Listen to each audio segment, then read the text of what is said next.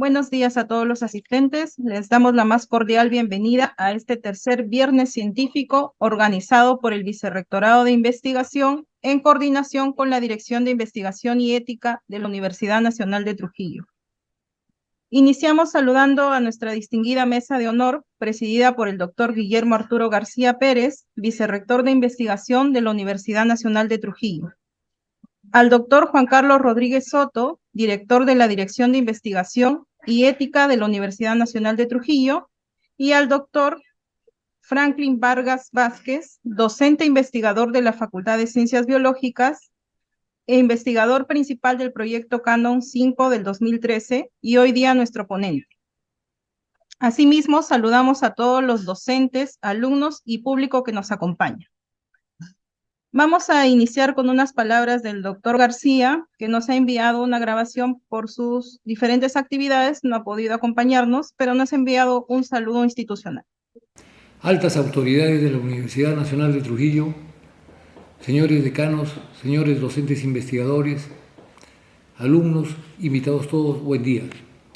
Es un honor como vicerrector de investigación darle la más cordial bienvenida a este tercer viernes científico cuyo tema es epidemiología, control de Yersinia pestis de áreas de riesgo de peste bubónica, región La Libertad, que tendrá como expositor al doctor Franklin Roger Vargas Vázquez, profesor principal, docente investigador de la Facultad de Ciencias Biológicas de nuestra Casa Superior de Estudios, y cuyo objetivo general de la investigación epidemiológica es conocer la dinámica de transmisión de la Yersinia pestis en reservorios y vectores en el control de la peste bubónica en áreas de alto riesgo de la región de La Libertad. La peste bubónica es una enfermedad infecciosa que existe desde tiempos ancestrales, actualmente erradicada en la mayoría de países del mundo.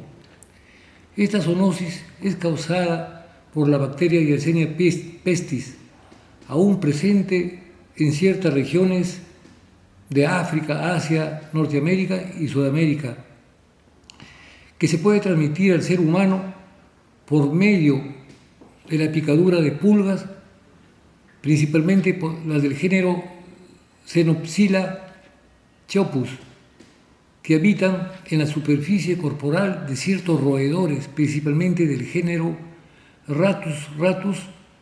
Asimismo, se puede transmitir por otras vías como la inhalatoria, por medio de aerosoles, arañazos de otros animales infectados y el consumo de alimentos contaminados con dicha bacteria. Conocemos que nuestra querida universidad está encaminada al desarrollo de la investigación y los logros se obtienen trabajando en forma articulada. Por lo tanto, la finalidad de este evento académico es socializar ante la colectividad y toda la comunidad universitaria de nuestra universidad los resultados de las investigaciones que nos ofrecen nuestros investigadores y de esta manera contribuir al progreso local, regional y nacional. De esta manera buscamos fortalecer y desarrollar la capacidad de investigación e inducir a toda la comunidad universitaria la cultura de la investigación científica alineada al desarrollo social y tecnológico de nuestro país, y así ir posicionando a nuestra querida universidad como una entidad generadora de conocimiento y de mejora permanente. Estimados participantes, en nombre del Vicerrectorado de Investigación y la Dirección de Investigación y Ética, reiteramos nuestra más cordial bienvenida y declaramos inaugurado el presente evento. Muchas gracias. Agradecemos al doctor García por sus palabras de apertura del evento y ahora damos inicio a la ponencia titulada Epidemiología, control de Yersinia pestis en áreas de riesgo de peste bubónica en la región La Libertad. Y dejamos a cargo al doctor Franklin Vargas para su exposición. Buenos días con todos ustedes. autoridades y asistentes, oyentes, digamos, de esta investigación, de esta comunicación. En primer lugar, un acierto este tipo de exposiciones de proyectos que han culminado ya. Y es importante que la comunitaria, autoridades de salud en este caso, conozcan este tipo de problemática y la solución, sobre todo, dada por la universidad en este momento. Eh, Vamos a hablar de una forma muy breve. En primer lugar, eh, nuestro objetivo del grupo de investigación que trabajamos hace buen tiempo ya es darle paso a la juventud. Es tiempo que los jóvenes tengan más experiencia y participen no solamente en las investigaciones, sino en las exposiciones al mismo tiempo. Eso lo sé yo por experiencia. Y en esta vez está a cargo de la doctora Ofelia Córdoba Pazoldán, y que con la experiencia que ella tiene, no solamente a nivel nacional, sino internacional, por los doctorados y postdoctorados que tiene, digamos, es una garantía de la exposición de este tipo de investigaciones. Y que hoy día nos toca hablar sobre la peste bubónica. Hablar de peste bubónica constituye el terror prácticamente de la humanidad en aquellos tiempos en donde se presentó las 3 epidemias a nivel mundial. Y pareciera mentira de que está erradicada, pero no, lo tiene Estados Unidos, lo tiene África, algunos países latinoamericanos. Aquí en el Perú se han presentado brotes a nivel de Cajamarca, a nivel de Chiclayo y últimamente en La Libertad, que nos motivó a realizar este proyecto de investigación. Y digamos, es un acierto prácticamente estas exposiciones. Hay que tener en cuenta el silencio epidemiológico que tiene la peste bubónica, lo cual va a ser ya expuesto por la doctora Córdoba, con quien doy la bienvenida al mismo tiempo para que exponga este proyecto de investigación, los resultados sobre todo y la participación de la universidad en la sociedad para cumplir el rol que tiene la universidad, no solamente en docencia, sino en investigación y proyección a su comunidad, responsabilidad social. Entonces, doy el paso a la doctora Ofelia Córdoba para que exponga, digamos, los resultados de esta investigación muy provechosa que va a ser en el futuro solución de muchos problemas, no solamente patogónicas, sino de otras patologías, tropicales sobre todo. Muy buenos días. Bien, como ya no me ha presentado el doctor Franklin Vargas, formamos parte de un equipo de investigación en el cual tanto interinstitucional como multidisciplinario para evaluar con respecto a esta epidemiología que si bien ahora nos vamos a encontrar en una situación de silencio epidemiológico, debemos estar preparados porque va a haber nuevamente las reactivaciones, sobre todo con el calentamiento global y estos cambios climáticos que estamos viendo. Hoy en día ya estamos haciendo un pronóstico, ¿no?, de que puede existir esto del niño costero, lo cual va a conllevar nuevamente esta activación.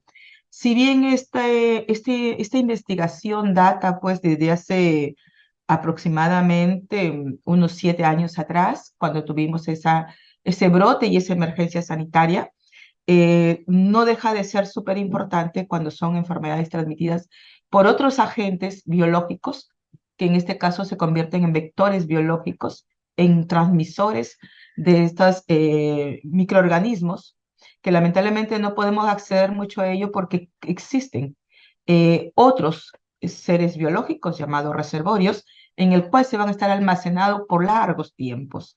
Entonces, estamos frente a una enfermedad como es la peste bubónica, transmitida por agentes e intervienen dos seres biológicos aparte del ser humano. Y eso lo hace más difícil de controlar tanto a nivel epidemiológicamente o intervenciones de monitoreo y vigilancia que se puedan estar haciendo a diferente de lo que es Ministerio de Salud. Por ello que también es un aporte y una extensión universitaria que se hace a la comunidad y ese es, creo que también otro de los objetivos y pilares importantes que tiene la universidad, ¿no? Proyectarse a la comunidad para resolver problemáticas de salud o contribuir por medio de la investigación a esas problemáticas y en esta vez con este estudio que se realizó bastante tiempo atrás, podemos decirles, no bajemos la guardia, porque va a venir nuevamente este tipo de escenarios problemáticos y como siempre, a veces esperamos lamentablemente ver una casuística de tasas de mortalidades para de repente intervenir. Y si la Universidad Nacional de Trujillo tiene un sistema de ese tipo de estudio, creo que contribuiría mucho para minimizar esa problemática, ¿no?, de tasas de mortalidad.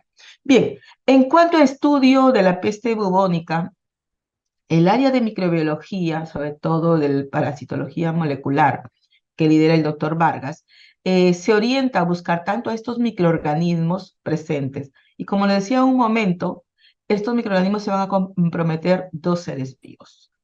Un insecto, en este caso una pulga, y un reservorio, en este caso un mamífero, una rata, un roedor. Y es ahí donde nosotros debemos buscarlo para ver qué tanto sería la distancia en que se puede acercar al ser humano, que de hecho el ser humano de manera accidental se ve involucrado, pero no sabemos cómo, cuándo va a suceder, ¿no? Todo lo que tiene que ver con seres biológicos no se puede manejar. Entonces tenemos que buscar estrategias para poder de alguna manera romper esa cadena de transmisión. En este proyecto que se realizó bajo la coyuntura sanitaria que se estaba presentando y en el cual no estaba claro dónde realmente se estaban dando estos escenarios epidemiológicos. Si realmente involucraba la ciudad de Trujillo, los mercados cuyo estipendio que se ve, pues a veces hay una desorganización en ello, si realmente venía de zonas endémicas con esta enfermedad y que de alguna manera ha sido trasladado. Lo que sí veíamos eran casos de estudiantes que de repente no estaban preparados frente a estos escenarios dentro de su formación académica y entonces conllevaba de alguna manera de que esto estuviese sucediendo, ¿no? Por otro lado, también tendríamos que mirar si eran los seres vivos que se habían distribuido, me refiero a los roedores, y los que estaban de alguna manera conllevando a esta emergencia sanitaria. Dentro de ello, pues, teniendo esa coyuntura sanitaria, se propone evaluar si realmente los agentes biológicos involucrados estaban en nuestra zona, en nuestra región, o procedían de otros lados. O es que lo tenemos como siempre, ¿no? En ese silencio y que solamente eran condiciones climáticas lo que faltaba para poder activarse.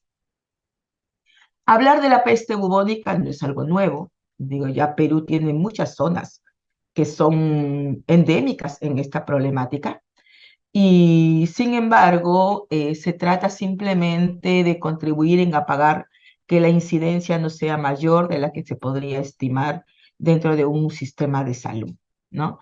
No hemos llegado a hacer esa pandemia grandemente que por el año 1348 se veía cuando recién se estaba conociendo a esta patología y que de alguna manera era propia de los animales y que nos veíamos contribuido o nos veíamos involucrados haciendo pues una infección zoonótica, ¿no? Y que de repente teníamos que hacer un estudio general, ¿no? Como le digo, no es algo nuevo, pero sí se pueden presentar y hay dificultades, sobre todo cuando el sistema inmunológico o el sistema nutricional de una persona no es lo suficientemente capaz de neutralizar todo este desarrollo biológico que pueda tener, en este caso, el agente causal directamente de esta peste bubónica. Y me estoy refiriendo a una bacteria cuyo nombre se llama Yersinia pestis y que es transmitida de alguna manera por una pulga. Entonces, la picadura de la pulga, si la pulga tuviese a Yersinia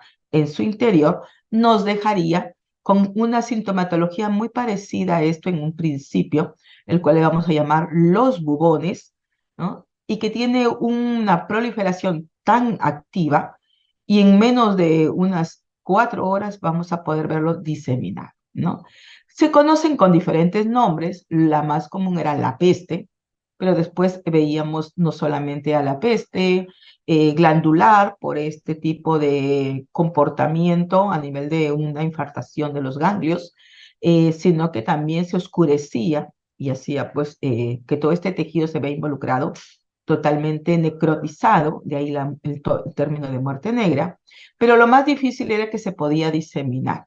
Y uno de los lugares que más le atrae a esta Yersinia pestis causal de esta característica cutánea, como la podemos ver aquí, es los pulmones. He ahí que puede ser una neumonía totalmente fulminante y también, mediante la tos, transmitir a otros. Y eso sí es muy inmediato. Lo que le pasó a este internista, ¿no? Estudiantes de medicina de nuestra universidad, que conllevó a esa muerte inmediata, ¿no? Entonces, de alguna manera tener a la peste en este estado cutáneo ganglionar es mucho más fácil de repente de controlar que llegase hacia los pulmones, ¿no?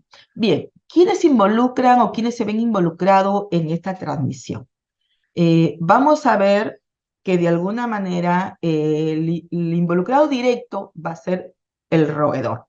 Ratas tanto domésticas como ratas de campo, que vienen de repente a acceder a los domicilios por la desorganización o la crianza de animalitos domésticos menores que van a conllevar justamente a que se involucren por los alimentos que se les dan a estos animalitos.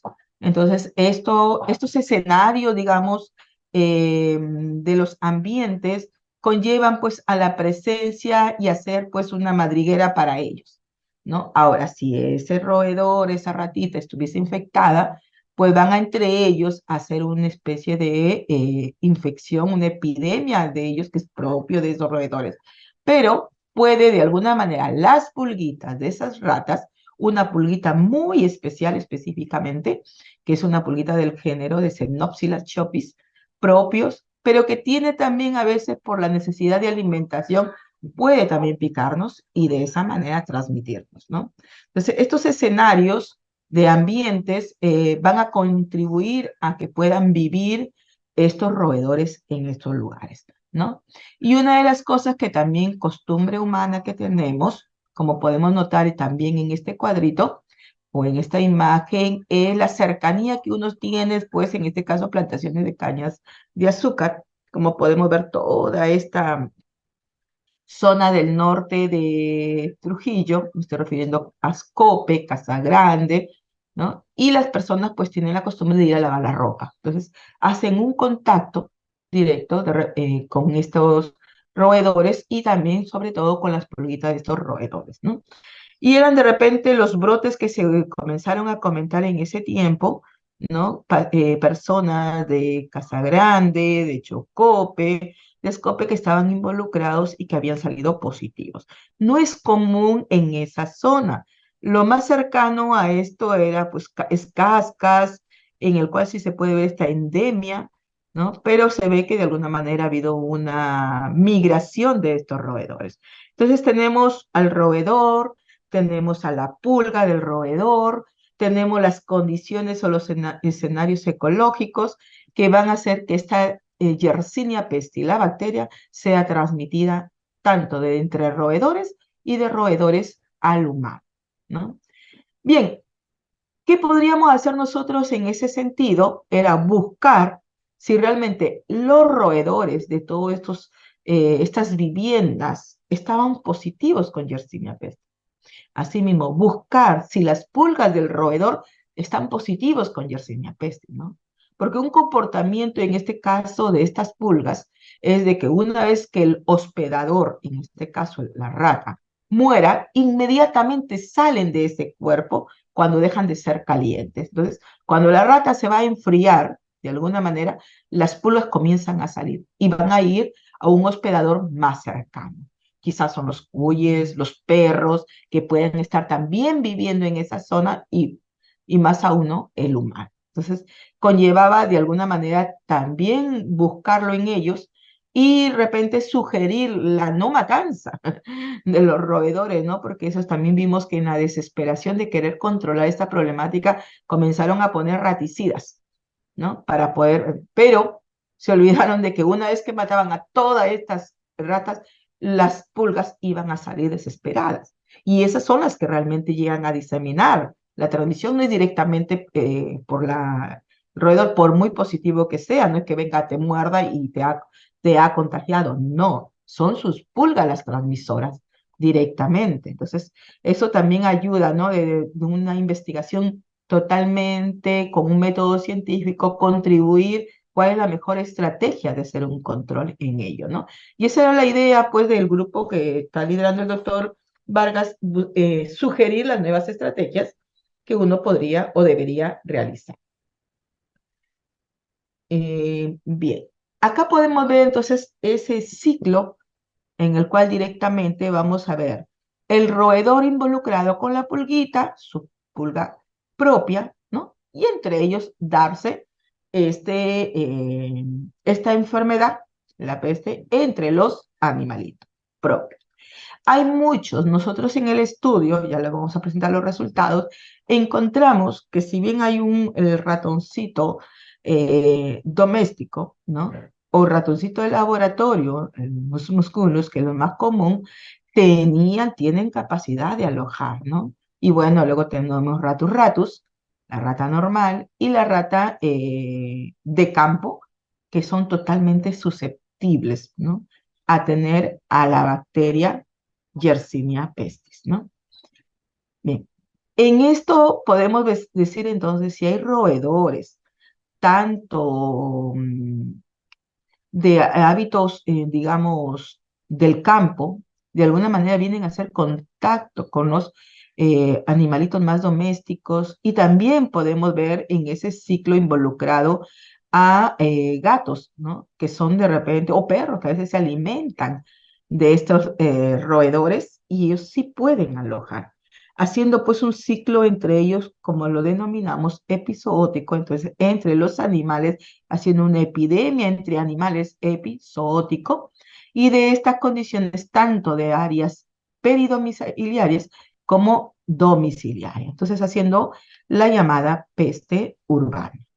No obstante, también vamos a encontrar en el campo directamente con roedores de campo, ¿no? Y roedores más domésticos, ¿no? Sinantrópicos, y haciendo pues una epidemia en este escenario de tipo más silvestre, ¿no? Un ciclo endozoótico.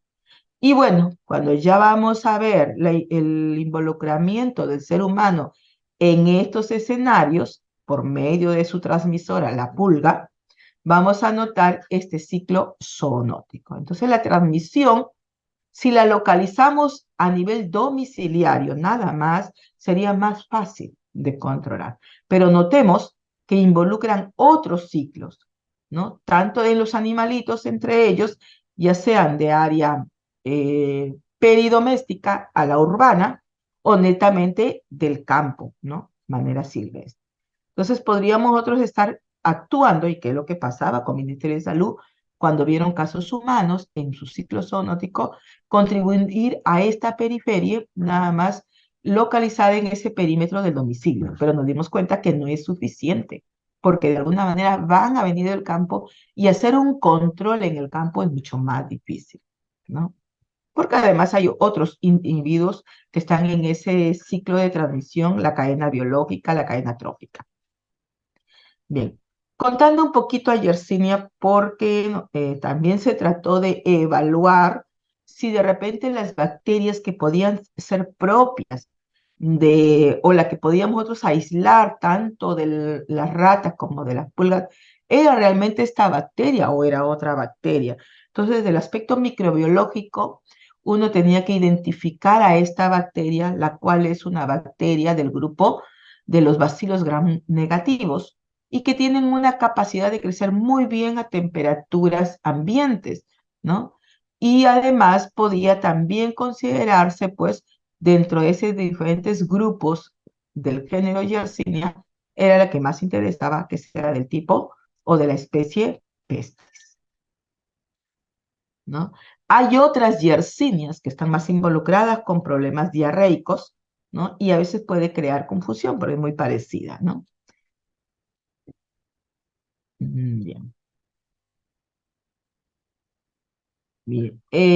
Está un poquito muy general para comentarle, ¿no? Este nombre, gracias a dos grandes investigadores, Alexander Yersin y Chibasatoru Kitasato, se le dio ese nombre, ¿no? A esta bacteria y desde ahí es conocida a esta bacteria que, si bien no es tan resistente, el hecho de tener esas tasas de letalidad elevadas es básicamente por una de sus agentes o proteínas que van a producir esa necrosis nacional y de ahí pasar por vía linfática a todo el cuerpo, pero que realmente no es una bacteria tan peligrosa que digamos, ¿no?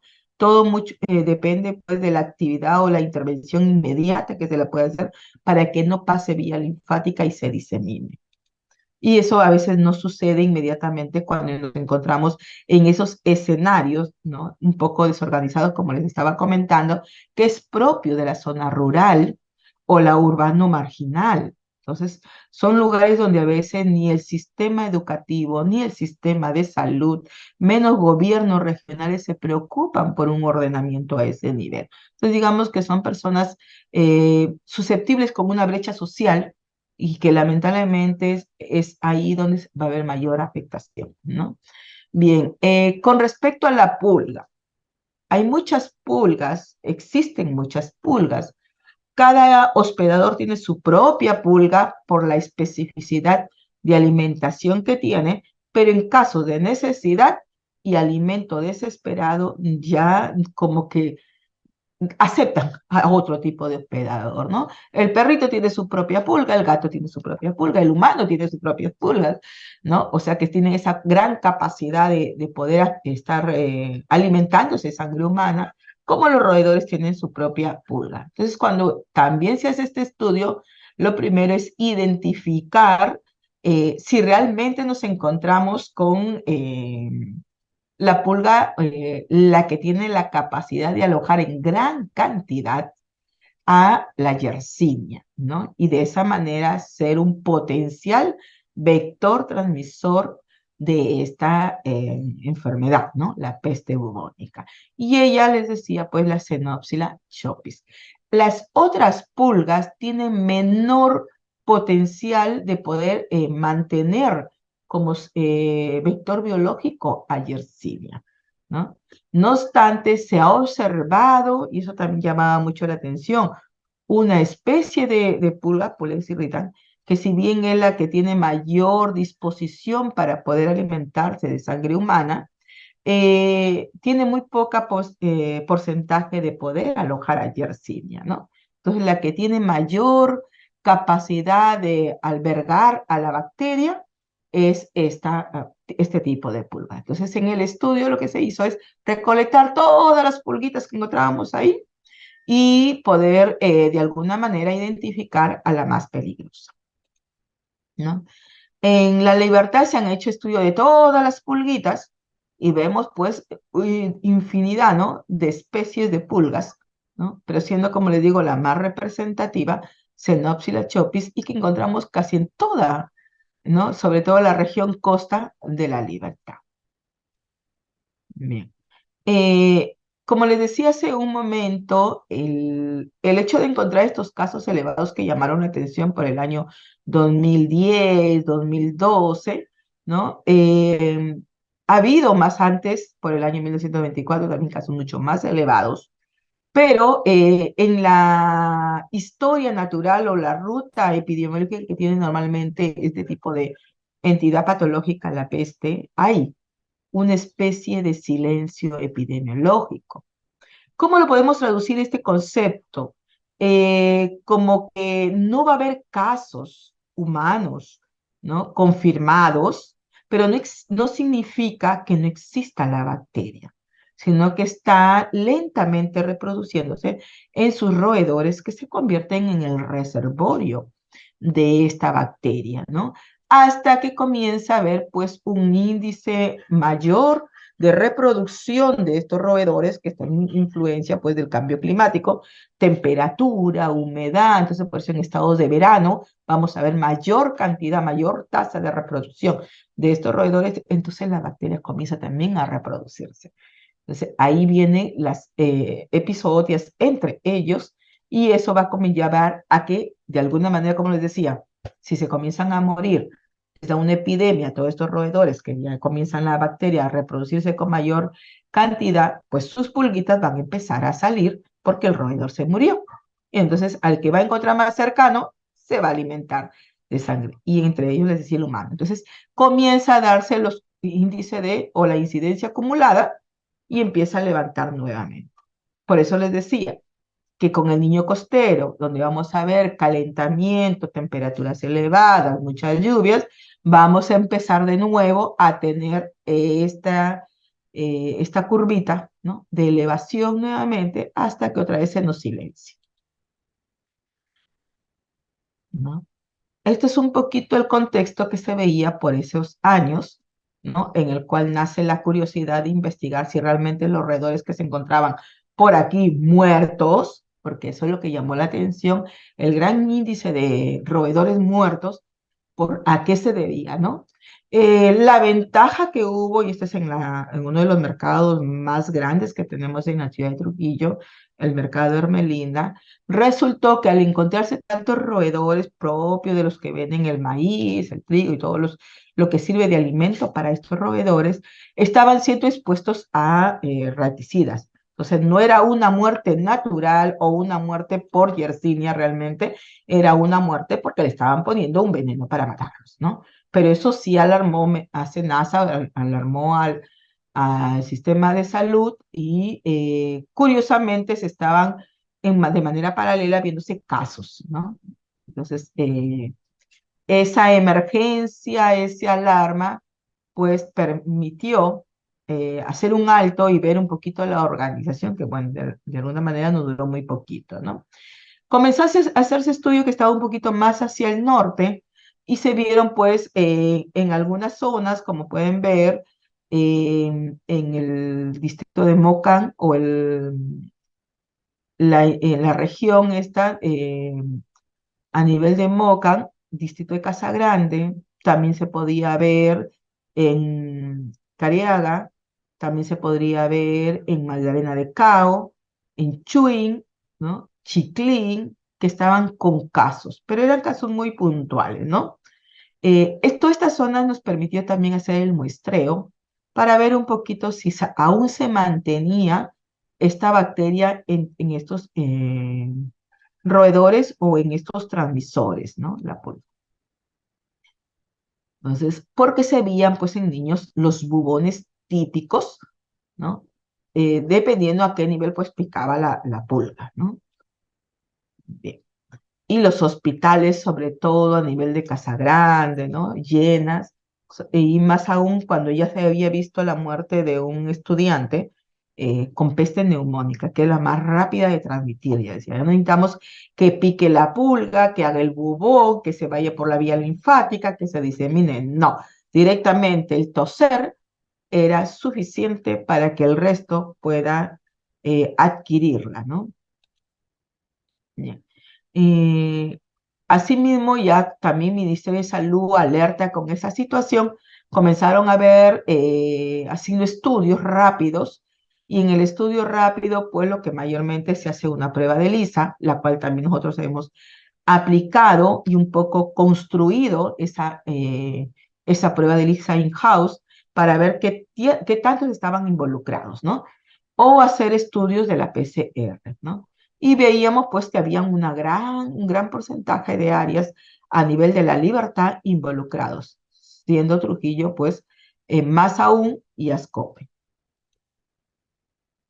Bien, entonces veíamos los escenarios eh, de ambientes totalmente con todas las características de lo que es una epidemiología de esta enfermedad, la cual nos permitió también visitarlos, ¿no?, en aquellas costumbres de crianza, ¿no?, de animalitos menores, desorganizaciones, el quemar de repente también áreas o extensiones en los bosques, lo cual hacía que los roedores salgan de estas regiones y vayan pues a los domicilios, ¿no?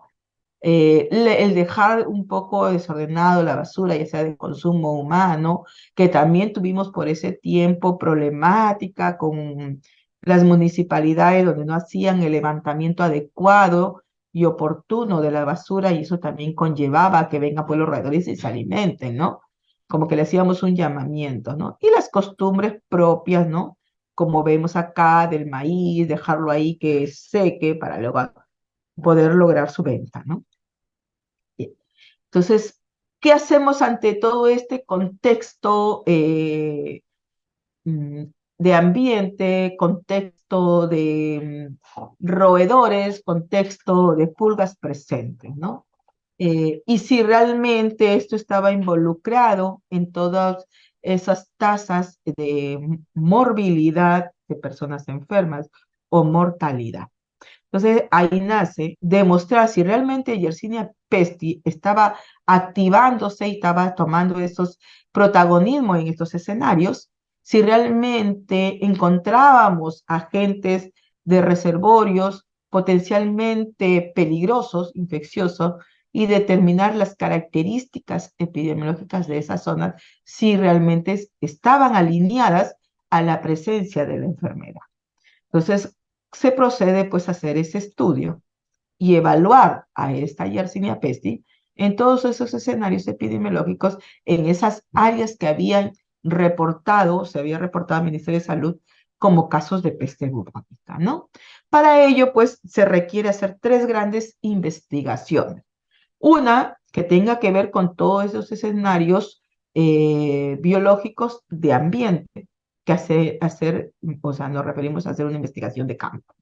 Buscar si realmente las casas están cerca a una zona peridomiciliaria, algo generalizado como una serie un poco silvestre, el campo, ¿no? ¿Qué tanto nos encontrábamos cercanos y qué tanto era factible tener la visita de esos roedores, ¿no? Entonces, proceder a hacer la captura de esos roedores, tanto a nivel peridomiciliario como un poquito yéndonos a la zona urbano marginal y un poquito hacia la zona rural. Posteriormente, con mucho cuidado, al atrapar y capturar estos roedores, también capturar las pulgas porque ya les digo, inmediatamente estas saltan, ¿no? Otro era investigación a nivel de laboratorio. Si ya teníamos los roedores, ya las pulguitas capturadas y recolectadas, evaluar si está la bacteria en ellos, ¿no? Y para ello se hace todo un estudio microbiológico, medios de cultivos especiales, ¿no? Y también los tiempos de incubación necesarias, como también acompañado de pruebas serológicas como pruebas moleculares. Y una vez que ya teníamos ese alineamiento de roedores y pulgas con la bacteria, evaluar todo un mapeo a nivel de asociar tanto la existencia de esa bacteria en estos individuos estudiados con el medio o las zonas que podrían estar, ¿no?, involucradas, haciendo un estudio pues ecoepidemiológico y que va a motivar, incentivar en la comunidad su rol participativo para poder controlar y romper con esa cadena. Demostrado ya que existía la bacteria en ellos, ¿no? Bien, entonces con respecto al laboratorio, como les decía, es un cultivo bacteriológico y se hacían 0 conversiones por ELISA. Con respecto a los reservorios, hacer una determinación y taxonomía, es decir, qué tipo de roedor es el que encontramos, quiénes de estos roedores son los más posibles de tener a la pulga, porque ya les decía, hay roedores más domésticos, hay roedores en la intersección doméstico-rural y hay roedores propios de la zona rural, ¿no? Entonces se hace todo un estudio taxonómico y de determinación para ver cuáles eran los que estaban involucrados positivamente. Y finalmente haciendo una tipificación molecular para evaluar pues un poquito más entretenidamente a la Yersinia, ¿no? A la bacteria. Bien, en el estudio de campo entonces había que atrapar a los individuos, a los animalitos que vivían en esa zona de las personas, ¿no?, de esa localidad de estudio, tanto sus perritos, sus gatitos, ¿no? Y no matarlos, sino extraerles sangre, ¿no? Como podemos ver, una vez localizados, le extraíamos sangre. Si encontrábamos un roedor muerto, como en este caso, con todos los criterios de bioseguridad, se les atrapaba, se les colocaba en recipientes, ¿no?, que están indicados para bioseguridad de alerta máxima, riesgo biológico, que son los recipientes de color rojo. No obstante, hacer un estudio fue un poquito delicado, no en el sentido de la metodología que uno va a realizar, sino por los criterios de bioseguridad que se están manejando. Hoy en día a Yersinia pestis la están considerando como un agente de bioterrorismo, sobre todo cuando nos encontramos en esa posible inhalación vía respiratoria, ¿no? Como es la peste neumónica que les comentaba hace un momentito, y eso de alguna manera exacerba el control que se le pueda tener a Yersinia pestis. Entonces, a veces es muy difícil que se nos permita hacer un trabajo microbiológico o molecular más directo por ese control que está considerando la OMS, la Organización Mundial de la Salud, ¿no? Entonces, había que asegurar también que íbamos a tener todos los parámetros y criterios de bioseguridad para no diseminarla, pues, ¿no? Bien, entonces, determinando esa dinámica de transmisión, ver quiénes están involucrados durante ese estudio, asumíamos que Yersinia está involucrada y que teníamos un gran porcentaje en ella. Perdón, vi un mensajito por ahí. Bien, entonces, actividades a desarrollar tanto en esa investigación de campo en primera instancia, investigación de laboratorio, y esta correlación que puede ver de los resultados con la comunidad para incentivar en ellos el apoyo, ¿no? Comunitario. Bien, entonces a nivel de campo y a nivel del reservorio, hacer la captura, estimar la densidad poblacional e identificar de qué reservorio estamos hablando. A nivel de los transmisores, la pulga, también hacer la captura, estimar los indicadores a nivel de insectos, como son los entomológicos, y también caracterizar de qué pulga estamos hablando, ¿no? A nivel de la bacteria, hacer un estudio bacteriológico, aplicar técnicas de PCR, como también pruebas de ELISA, ¿no? Y una vez que veamos la correlación tanto de estos agentes reservorios o pulgas dentro del domicilio como en el perímetro del domicilio o en las áreas silvestres, ¿no? Y luego poder evaluar cuáles serían los factores de riesgo más probables en esa zona de estudio, ¿no? Bien, entonces, viendo tanto a las personas, evaluar la presencia o no de la bacteria, los roedores, los animalitos menores, y hacer pues un estudio, ¿no? Como en algún momento también he comentado, uno de los grandes problemas no es tanto el bubón como tal, que está localizado a un nivel cutáneo ganglionar, sino que era más que nada el poder viajar vía linfática a diferentes órganos, siendo los órganos más susceptibles, órganos blancos, el vaso, el riñón, ¿no? El corazón. Entonces también extraíamos de estos órganos para ver si estaba presente, ¿no?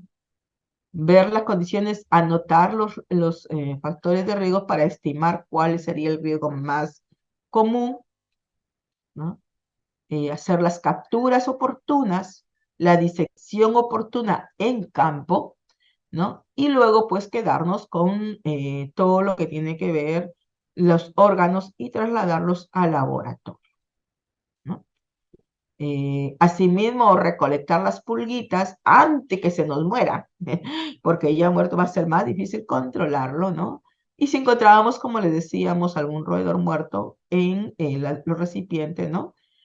Adecuados de bioseguridad. Y también el manejo de todo este trabajo con toda la indumentaria necesaria de la bioseguridad, tanto el uso de mascarilla, los manilones adecuados, los guantes, y todo ello, una vez que terminábamos el trabajo de campo, incinerarlo para evitar una propagación. Ya en el laboratorio, en nuestras cabinas de bioseguridad, continuando, ¿no? Con ese estudio bacteriológico o microbiológico con la bacteria, ¿no?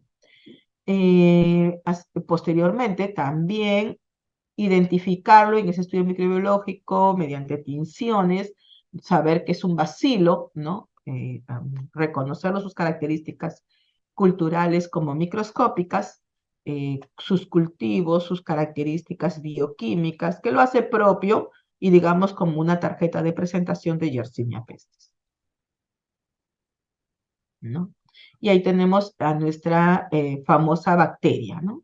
Microscópicamente hablando, ¿no? Parece como si fuese una especie de imperdible, por dos extremos bastante teñidos, ¿no? Y que le dan esa característica bipolar que tiene esta bacteria, ¿no? Cultivos también muy típicos, ya se reconoce la forma de la colonia, ¿no? También estudios de inmunofluorescencia para evaluar también las grandes disponibilidades que tienen estos bacilos, ¿no? Propios, ¿no? Y los estudios de ELISA para evaluar sobre todo una de las proteínas muy características, tomando en cuenta también esa ELISA in-house que hacía el INS. Se construyó la ELISA para evaluar esa respuesta de inmunoglobulinas en humanos, ¿no? Presentes a una proteína, un factor 1 que tiene Yersinia pestis, ¿no? Y ver cuántos de las personas de ese lugar donde habíamos nosotros obtenido los roedores, habíamos hecho todo ese estudio de campo, podían estar en esa correlación directa, ¿no? Posteriormente, tienen una bacteria luego de cultivada con sus lindas colonias, se procedían pues a recolectar para poder extraer su DNA y hacer estudios moleculares, ¿no? Y además estandarizar esa técnica en el laboratorio, que no la teníamos todavía estandarizada, de hacer una PCR para identificar a Yersinia pestis. Bien, entonces los resultados muestran una cercanía muy estrecha, ¿no? De las personas con las regiones o todos esos escenarios en el cual se puede muy bien albergar a los roedores. Entonces hay un contacto muy cercano, ¿no? A pesar que hay rótulos, nosotros sabemos nuestra idiosincrasia, nuestro nivel de educación o nuestro nivel de cultura, que a veces no accedemos a ello, ¿no? Si bien hay un letrero muy grande, prohibido estar aquí en esta región, igual se realiza, ¿no? Por otro lado, en ese estudio también determinar, ¿no? Todos estos roedores si era por muerte natural o porque cuando lo atrapábamos para hacer un estudio bajo una cabina de bioseguridad, ¿no? El aislamiento, el cultivo de la bacteria, sus tinciones adecuadas y sus pruebas de ELISA para identificar pues cuál era el anticuerpo más común que se podía ver en las personas, ¿no? Y a nivel molecular, bajo ese genoma propio que tiene la bacteria, hacer todos los estudios de extracción del ADN, estudio de electroforesis, ¿no? Y poder de alguna manera identificar esa compatibilidad genómica con Yersinia pestis. Para ello se elaboraron unos primers específicos que me puedan amplificar una región propia de un ADN de esta bacteria, que no es necesariamente genómico, sino extragenómico, y me estoy refiriendo a un ADN del plásmido de esta bacteria, y qué tan compatible y específico podía ser. Y podíamos ver en la estandarización que encontrábamos pues una amplificación con este ADN extraído de Yersinia, ¿no? Los lugares de estudio fueron Chuín, Mariposa Leiva, Chicama, como Chicamita, que se estuvieron en total 5 zonas de estudio, ¿no? Los roedores más frecuentes que se lograron obtener fueron los roedores de campo de la especie Ratus novergicus y algunos roedores más domésticos como el Ratus ratus, ¿no?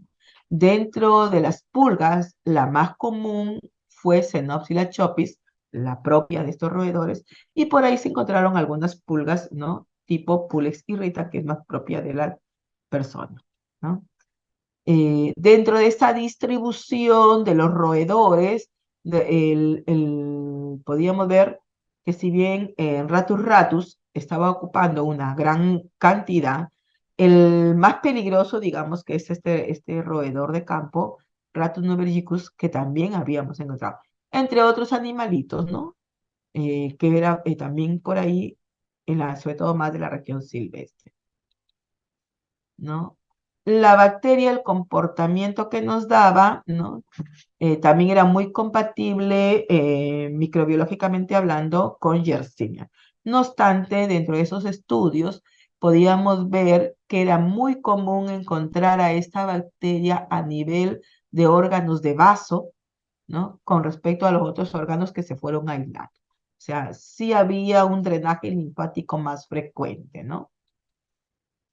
Con respecto a la extracción del ADN, el ADN plasmídico nos dio muy buenos resultados de amplificación con los primers elegidos, lo cual también nos estaba dando a entender de que nos estábamos encaminando bajo la caracterización molecular de Yersinia pestis, ¿no? Asimismo, ir optimizando la técnica, no solamente con la concentración de ADN necesario para iniciar esta técnica de amplificación, porque a veces se requiere solamente, y conforme nos da el resultado, solamente con 3 bacterias circulando era suficiente para determinar la existencia o la sensibilidad de la PCR para este tipo de bacteria. En otros casos ahí necesitamos mayores cantidades, ¿no? Para ser detectada con una gran sensibilidad. En nosotros funcionó más o menos el genoma de 3 bacterias suficientes para su detección, lo cual lo hacía altamente sensible. Y a veces cuando estamos en humanos, ¿no?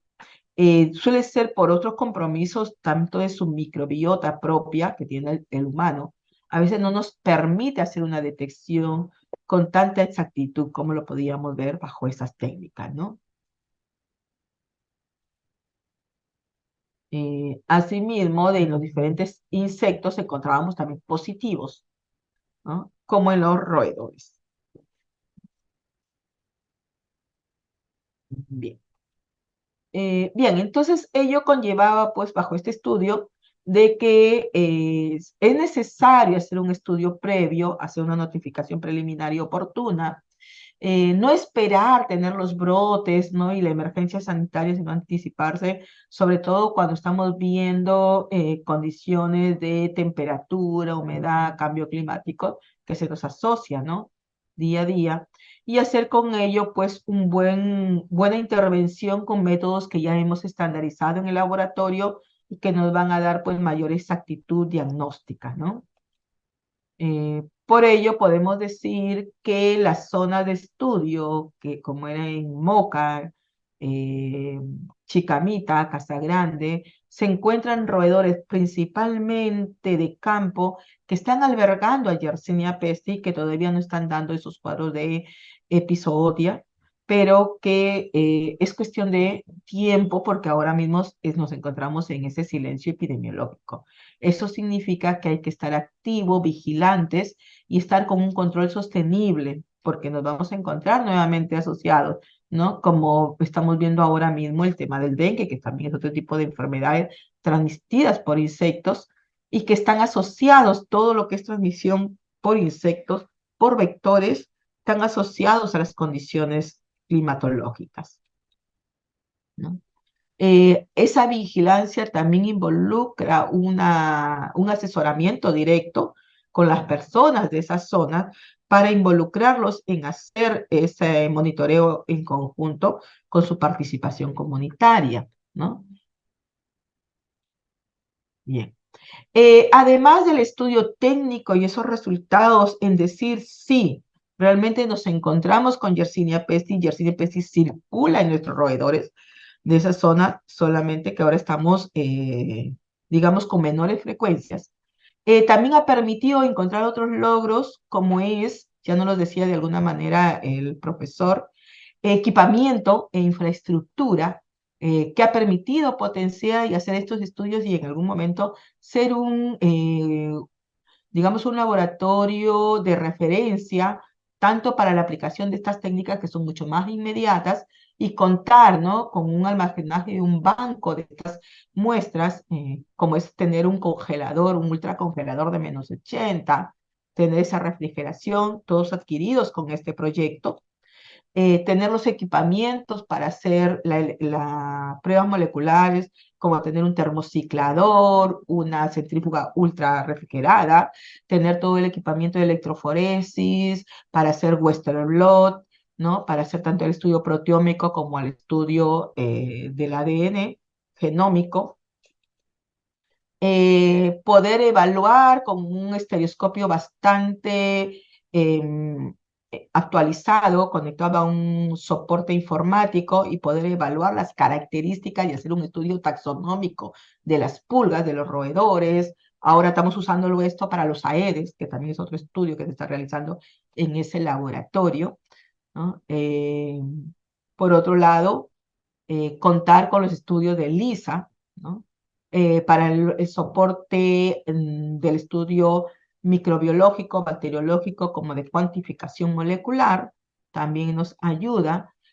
Soporte para hacer estudios de LISA, estudios de inmunofluorescencia, ¿no? O hacer los estudios moleculares como la máquina de hielo para mantener la enzima necesaria en las pruebas moleculares, como es una TAC polimerasa en condiciones refrigerantes, ¿no?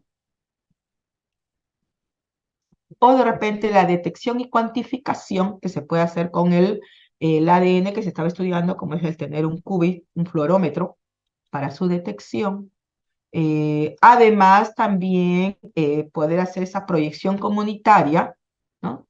Y que también ha permitido participar y trabajar con la comunidad, quienes muy bien fue nuestro compromiso, una vez tener los resultados, involucrarlos a ellos en esos resultados para que puedan participar mediante talleres, mediante sociabilidad con ellos, ¿no? Poder de alguna manera ayudarlos a ese control, darle las herramientas necesarias de participación comunitaria. También se ha creado un libro, ¿no? Para el resto de la comunidad científica que puedan comprender, como también ha contribuido a que se realicen tesis en los chicos de pregrado, tanto de la universidad como de otras universidades, y puede hacer esa producción científica, ¿no? O la comunicación ya al entorno científico para darle visibilidad de la universidad o del laboratorio que pueda conllevar, ¿no? A que otros conozcan lo que se está trabajando. Y creo que este escenario es súper importante para que el resto de personas, bajo este contexto de Viernes Científico, se pueda dar a informar, ¿no? ¿Qué tenemos y qué oportunidades? Y los chicos que quieran, los estudiantes, involucrarse, entrar al laboratorio, bienvenido, ¿no? Para que ayuden, ¿no? Como recurso humano, hay muchas ideas, tenemos, como ven, el soporte de equipamiento, de reactivo, la instalación, que van a ayudar a hacer mucho más investigaciones, ¿no? De este nivel. Y bueno, eso sería todo, ¿no? Este es el equipo, tanto Ministerio de Salud, docente de la Universidad Nacional de Trujillo o de la Universidad Privada de Noruega, como estoy representando yo. Pues nada, muchísimas gracias, muy amable. No sé si hay alguna inquietud. Gracias, profesor, por permitirme compartir esta información. Muchas gracias, profesora doctora Ofelia Córdoba, por exposición tan detallada y ha demostrado, digamos, todo lo que se ha investigado en este grupo de investigación, que hemos tenido una pequeña preocupación de escoger a lo mejor que tenemos en la universidad con las experiencias correspondientes, no solamente de la Universidad Nacional, sino de la UPAO y también del Ministerio de Salud, los cuales tienen ya buena experiencia en este tipo de investigaciones. Muchas gracias, doctora Córdoba.